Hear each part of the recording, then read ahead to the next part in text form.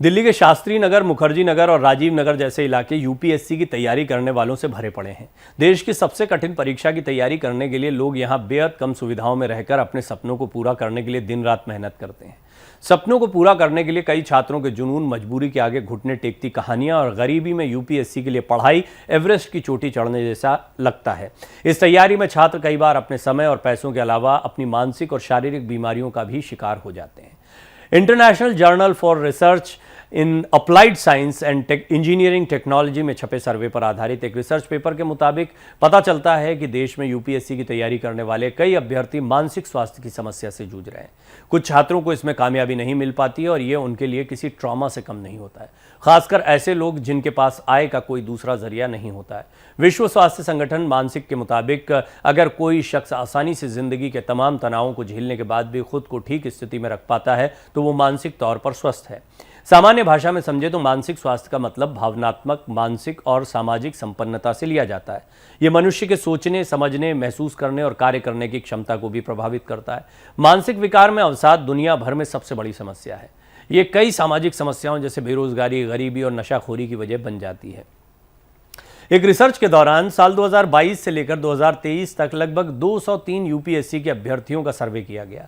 इस रिसर्च में परीक्षा, कोचिंग, शारीरिक और मानसिक स्वास्थ्य की स्थिति, इमोशनल परेशानियां और नींद के घंटे जैसे सवालों के जरिए मानसिक स्थिति को परखा गया। सर्वे में 19 साल से लेकर 33 साल तक की आयु के लोगों को अपनी जिंदगी को लेकर खुलकर जवाब देने थे, उन्होंने दिए भी। 53.3% लोगों ने इस बात को माना है कि कुछ हद तक उनका मानसिक स्वास्थ्य खराब है। इसमें उनकी कमजोर आर्थिक स्थिति सबसे बड़ी समस्या है। इसी सर्वे में 16% छात्रों ने अपनी मेंटल हेल्थ को बहुत अच्छा, 29% ने अच्छा, 28% ने खराब और 25% छात्रों ने बहुत खराब बताया। वहीं 2% छात्र ऐसे भी हैं जो अपनी मेंटल हेल्थ को लेकर कुछ कहने की स्थिति में नहीं थे। कई कोशिशों के बाद भी रिजल्ट न मिलना अभ्यर्थियों में निराशा की वजह बन जाता है। इस रिसर्च में 4 बार या उससे अधिक प्रयास करने वाले छात्रों ने अपनी मानसिक सेहत को उन छात्रों के मुकाबले बहुत खराब बताया जिन्होंने 1 या 2 बार प्रयास किया है।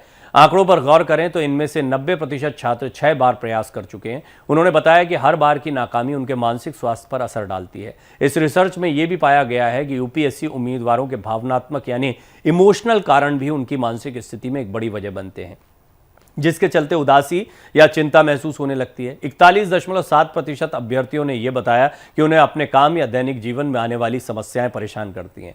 भावनाओं को किसी के सामने दिखाना या उन्हें नियंत्रित करना भी मानसिक स्वास्थ्य का एक महत्वपूर्ण घटक मानी जाती है।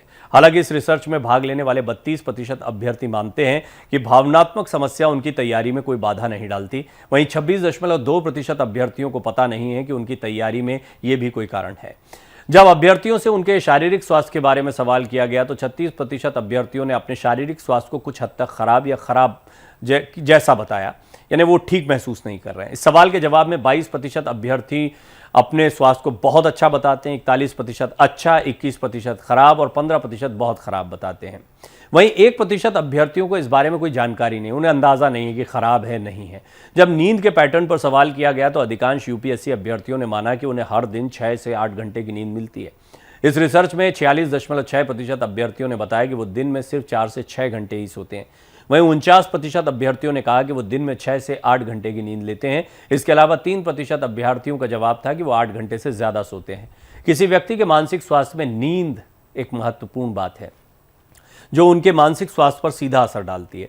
इस रिसर्च में यह भी पाया गया कि यूपीएससी के उम्मीदवार बड़े रूप में कोचिंग ज्वाइन करते हैं। 68% उम्मीदवार यूपीएससी की तैयारी के लिए कोचिंग जाते हैं। 32% उम्मीदवार ऐसे भी हैं जो पढ़ाई के लिए कोचिंग नहीं जाते हैं। हालांकि रिसर्च में कोचिंग ज्वाइन करने वाले अभ्यर्थियों के मानसिक स्वास्थ्य थोड़ा बेहतर है। इस रिसर्च में 87.4% उम्मीदवारों का मानना था कि उनके मानसिक स्वास्थ्य का इलाज कभी नहीं किया गया, जबकि 12.6% उम्मीदवार ऐसे भी थे जिन्होंने कहा कि उन्हें मानसिक परेशानियों का इलाज मिला है। इससे पता चलता है कि अधिकतर आबादी में मानसिक स्वास्थ्य के मुद्दे के बारे में जागरूकता की कमी है।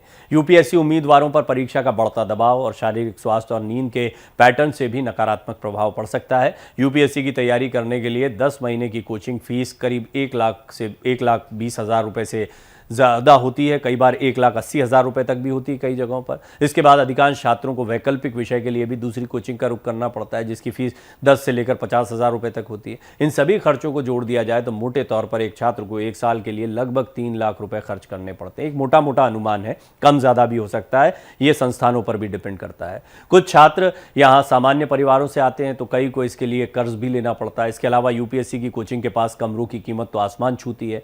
वहीं मुखर्जी नगर और राजीव नगर जैसे क्षेत्रों में भी कमरों की तलाश की जाए तो डिब्बेनुमा कमरे किराया ही 8 से 10,000 रुपये महीना होता है, जिसमें एक व्यक्ति के अलावा किसी दूसरे का रहना भी दूभर हो। ऐसे में सिलेक्शन ना होने का डर उनके मानसिक स्वास्थ्य पर असर डालता है। यूपीएससी की तैयारी करते समय हर छात्र के लिए शारीरिक और मानसिक तौर पर अच्छा रहना भी एक बड़ी चुनौती होती है। Indian council of medical research के एक सर्वे की रिपोर्ट के अनुसार इस समय पूरे देश में 12 से 13% छात्र मनोवैज्ञानिक, भावनात्मक और व्यवहार संबंधी समस्याओं से पीड़ित हैं। यूपीएससी की तैयारी के लिए एक स्थिर और स्वस्थ माइंडसेट सबसे जरूरी है, लेकिन इसकी तैयारी करने वाले छात्रों को लंबे समय तक परिवार और दोस्तों से दूर रहना पड़ता है। इस स्थिति में कई लोग अकेलापन महसूस करने लगते हैं। किसी भी प्रतियोगी परीक्षा की तैयारी करने वाले छात्र को हमेशा सफलता और करियर बनाने की फिक्र होती है। यूपीएससी जैसी परीक्षाएं बहुत लंबी होती हैं, जिसमें काफ़ी सब्र की ज़रूरत होती है, लेकिन यह न होने पर कुछ छात्र हताशा और अवसाद में आ जाते हैं और कुछ नशे की लत में डूब जाते हैं। यूपीएससी की परीक्षा देने वाले छात्रों के लिए एक तरह से कह लें तो सिलेबस निश्चित नहीं है और ना ही कोई गारंटी है। ऐसे में उन्हें एक बैकअप प्लान भी लेकर चलना होता है। आमतौर पर यूपीएससी की तैयारी करने वाले छात्रों का पहला साल कोचिंग करने में बीत जाता है। इसके बाद वो प्रीलिम्स देते हैं और अगर सफल होते हैं तो आखिरी रिजल्ट आने में एक और साल बीत जाता है। सामान्य परिस्थितियों में मैं कहाँ हूँ और मुझे और कितनी मेहनत करनी है, ये जानने में ही उन्हें 2 साल का समय लग जाता है।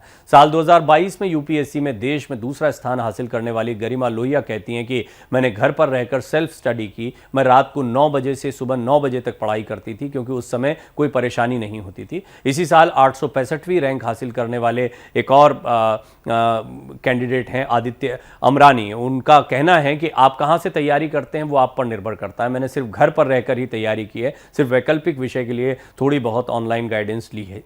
हाँ, ऐसा ज़रूर होता है कि घर रहते समय बहुत सी चीज़ें छोड़नी पड़ती, जैसे कि त्यौहार, परिवार के लोगों से मिलना। कुल मिलाकर यूपीएससी की परीक्षा कठिन ज़रूर है, लेकिन हर साल आप जब इस परीक्षा के टॉपर से मुलाकात करते हैं तो साबित होता है कि मेहनत के दम पर कुछ भी हासिल किया जा सकता है, लेकिन इसके लिए सही रणनीति और बैकअप प्लान की ज़रूरत है। कई अभ्यर्थियों से, पास होने वालों से, कई कैंडिडेट से मेरी भी मुलाकात हुई, कई बार इंटरव्यूज़ करने का मौका मिलता है और ये देखा गया है कि ज़्यादातर लोग जो परेशान होते हैं, ये ध्यान रखिए, जिसको अपना गोल क्लियर होता है, ज़रूरी नहीं कि सबको वही मिल जाए। कई लोगों ने यूपीएससी क्लियर करने के बाद भी यूपीएससी में जाना अपना करियर नहीं माना। उन्होंने कुछ ऐसा किया जो उनके दिल के करीब था। हाँ, इसको क्रैक करना जहाँ तक बहुत चुनौतीपूर्ण कई लोगों को लगता था तो उन्होंने भी किया इसको, और कई बार ज़्यादातर पेरेंट्स बहुत फोर्स करते हैं। इस वजह से भी बड़ी तादाद में बच्चे आते हैं। हालांकि इस पर कोई स्टडी अभी बहुत क्लियर नहीं है और इस तरह के सवाल भी इस रिसर्च में कहीं नहीं मिले जो मैं आपके सामने रख रहा हूँ। लेकिन एक बात बहुत स्पष्ट है कि यहां पर कितने लोग पूरे मन के साथ में यूपीएससी के लिए आ रहे हैं। वो सचमुच यूपीएससी के लिए जाना चाहते हैं या उनको फोर्स किया गया है, या वो फिर लोगों को देखते हुए, या उन्हें लगता है कि बस दुनिया में यही चीज़ एक रह गई है जिसके लिए वो इस एग्ज़ाम की तैयारी। ये भी कुछ ऐसे फैक्टर्स होते हैं जो इस तरह के प्रेशर्स को क्रिएट करते हैं। फिर खुद आपकी मेंटल स्ट्रेंथ क्या है, ये भी एक बहुत मायने रखती है। हालांकि साइकोलॉजी एक बात बहुत स्पष्ट तौर पर कहती है कि सभी लोगों के पास वो शक्ति होती है कि वो रियाज से या अच्छी प्रैक्टिस से किसी भी चीज़ को हासिल कर सकते हैं। इसलिए इस तरह के डिफरेंसेस नहीं हो सकते कि किसी का दिमाग तेज़ है, किसी का दिमाग कमज़ोर है। ये डिफरेंसेस बेमानी होते हैं। हाँ, किसकी मेहनत कैसी है, किसको किन चीज़ों में कंफर्ट मिलता है, कौन कैसे तैयारी करता है, तैयारी के तौर तरीके क्या हैं, कितना प्रेशर ले रखा है, कितना खुश मिजाजी के साथ तैयारी कर रहा है, ये कुछ महत्वपूर्ण पहलू हैं जो बहुत काम आते हैं। ये एक बहुत ही गंभीर और बड़ा विषय है, लेकिन एक रिपोर्ट आई थी जो बताती है कि किस तरीके से अवसाद जो है वो इन छात्रों को घेरता है। इसीलिए महत्वपूर्ण था आपसे साझा करना।